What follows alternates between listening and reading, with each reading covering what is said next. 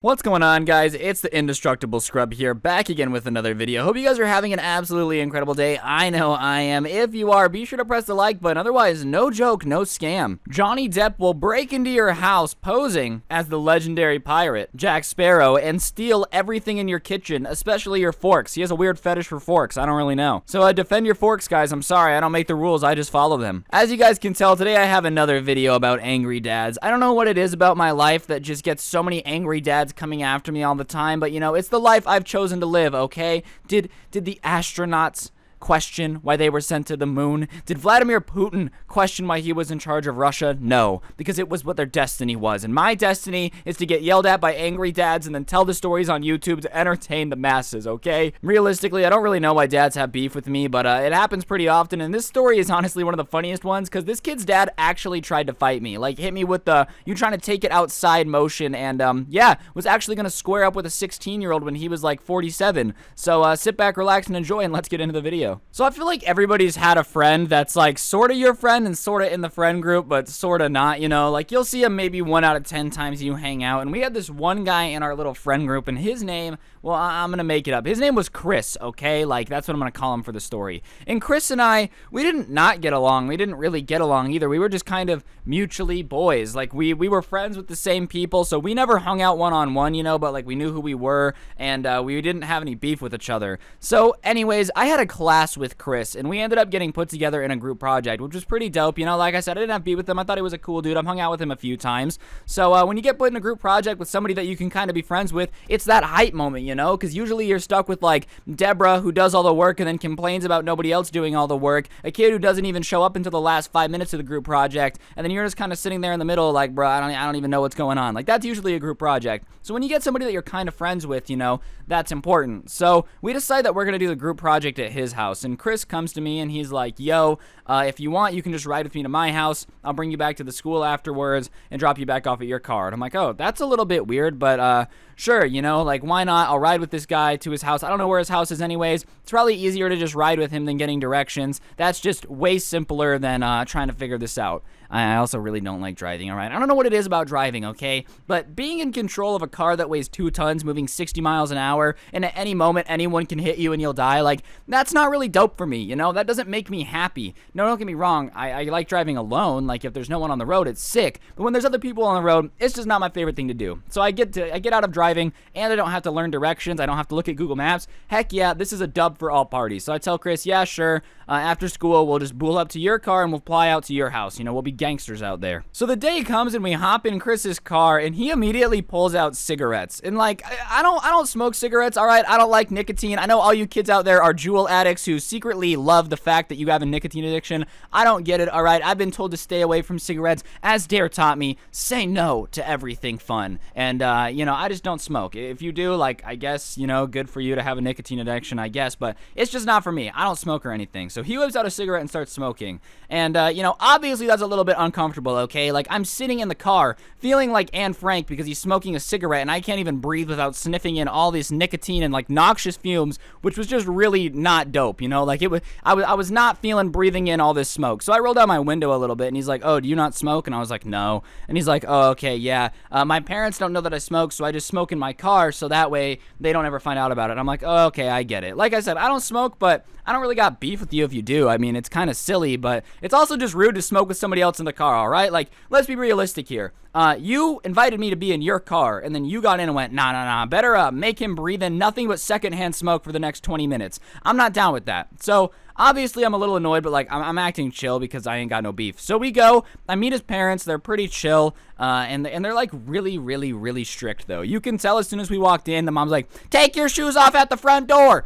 Do 20 push-ups. Like, she was basically a drill sergeant, all right? So I'm trying to blend in. I'm like, all right, I can deal with strict parents. No big deal. So we do our little bit of the group project. The entire group goes home. He takes me back to the car, but we didn't get it all done. So the next day, we had to go back to Chris's house and just finish the group project, you know? Like, that was really all that we needed to do. We had one more day left. We didn't have much left, and he's like, yo, you want to do the same thing tomorrow? I'll drive you. And I was like, yeah, sure, that's fine. no big deal, Chris. We'll bool out. Your parents might be a little strict. Please don't smoke in the car with me again, okay? I couldn't breathe. That wasn't the dopest. But no sweat, dog. The next day, same thing happens. We get in his car. He starts smoking a cigarette. We get to his house, and we're doing the group project for probably about 2 hours, maybe. And then his dad comes home from work and walks in, and from the front door is already just screaming. Like, you know when parents are just yelling and they don't even know their kid's name? They start calling you the dog's name because they're getting confused. They're like, Ryan, Roscoe, get down here immediately. So the entire group and him kind of go downstairs because when someone's yelling, you kind of want to see what's going on, you know? Like, I don't hear a man screaming like a banshee and go, nah, I'm not curious. I'm going to stay here and do a science project, all right? Like, no, I'm sending it. I'm going to go see what's going on. So we get down there, and his dad is looking real mad, and he says, so I just got in your car to go get your oil changed, and it smells like cigarette smoke. Like, what, are you smoking in your car? Are you smoking, young man? You know that's unacceptable in this house.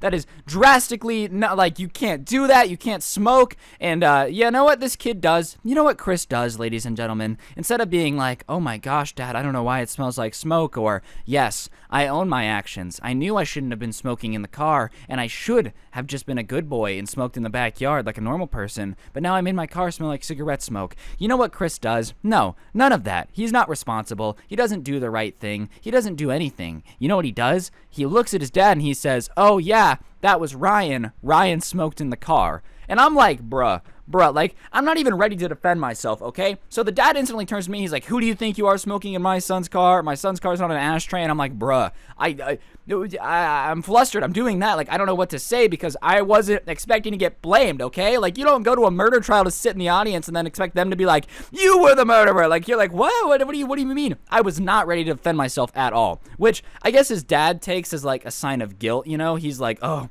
you know how it is. You're staying silent because you know you're guilty. I can't believe you would absolutely do the worst thing ever. Do you know how disrespectful it is to smoke in my son's car? I can't believe you. And so finally, after like a minute, I muster up the courage to be like, no, it wasn't me. It was your son. Like, after a little bit of flustering back and forth with my words and not really knowing what's going on, I finally get out the words, it was your son. But at this point, I've already stumbled my words enough where he doesn't believe a word coming out of my mouth. And he's like, oh yeah, it was my son. Wow, now you're lying to my face in my own household. I can't believe you kids are so disrespectful. I want you out of my house this instant. And I'm like, all right, well, your son drove me here when he smoked in the car. He's like, stop accusing my son of smoking in the car. My son would do no such thing. You're such a white trash person to do that, which is a real bruh moment because I didn't smoke in your son's car, bro. Like, I just don't smoke. And second of all, Chris, how are you gonna do me like that? Like, you could have come up with any other excuse other than just blaming me. You could have done literally anything other than just being like, yeah, it was Ryan. You could have said any other excuse at all. You know, we drove through a skunk. We fought Betty White and she had cigarettes. I don't know, literally anything else other than just pinning it on me. So at this point, I'm like, no, your son did it. And his son, Chris, is doubling down. He's like, wow, don't accuse me of what I didn't do. You know you smoked in my car. I told you not to. And you said you didn't care and my parents weren't going to find out. And now I'm in trouble. Like, this dude was really doubling down on his story, all right? He wasn't quietly, meekly sitting in the corner. He's getting involved in arguing with me too and being like, I did no such thing. So the dad is getting increasingly infuriated. And he's like, you have 10 seconds to get out of my house. And I was like, all right, have fun with your liar of a son. And you know, maybe next time, instead of just insulting somebody, you should listen to their side of the story first, which I guess infuriated him to no end. He's like, are you calling me a liar? And me being me and being accused of something I didn't do, I said, yes, you're a liar. You are lying through your teeth, bro. I'm sorry. Your son is a liar. I didn't smoke in his car. And the dad at this point looks at me and he says, we're going outside. I'm like, for what? What are we going to do outside? He's like, I need to fight you. Clearly, no one's ever kicked your butt and taught you manners, so I need to do it. I'm like, really? Really, dude? We're going to fight? And he's like, yeah, unless you're too pansy. Are you too pansy to fight me? And, you know, here's the problem with calling me a pansy. I am a 16-year-old kid in your living room being accused of something I didn't do. And you are a 47-year-old man who's going to beat up a 16-year-old. I'm not the pansy here, bro. So I'm kind of saying this to him like, you're really going to fight a child because your son lied. Like, do you not understand how stupid that is? And he's like, no, let's go outside unless you're too wimp. Are you too chicken? Are you too chicken? And then Chris is like, yeah, he's probably too chicken to fight you. So I look at Chris and I'm like, dog, do you want to take it outside? Like, I'll fight you. I won't fight your dad. And his dad's like, nah, it's not between you and my son. It's between me and you. So I kind of start talking smack a little bit. I'm like, I'm going to smack both your white trash butts outside. Like, let's go. Let's take it. Come on. So we go outside and we're like pressing each other and I'm up in their face. And then, you know, we're like about to fight. and Chris comes at me, and I punch Chris once because I'm like, dog, like, I'm mad at you. And I'm like, all right, let's go. Let's do this. Let's do this. Let's do this. And the dad is like, now he's trying to back down. Like, all right, no, I don't want to fight. You're not worth my time. You're not worth it. You're not worth it. I'm like, dog, you literally just said you were going to beat up a 16-year-old. I hit your son once, and now you're going to leave? Like, are you really afraid of me because I punched your son? Let's go, bro. If you didn't want to fight, you don't drag a 16-year-old into your front lawn and be like, all right, we're fighting because you disrespected my honor. Nah, dog, it's too late for that. There is no more going back. You started this. Now you got to deal with the consequences, bro. Like, sorry, not my fault. But his dad's like, no. You're not worth my time. You're not worth my energy. You'll probably sue me because you're so money hungry. Yada. I'm not fighting you. And I was like, all right, we don't have to fight then.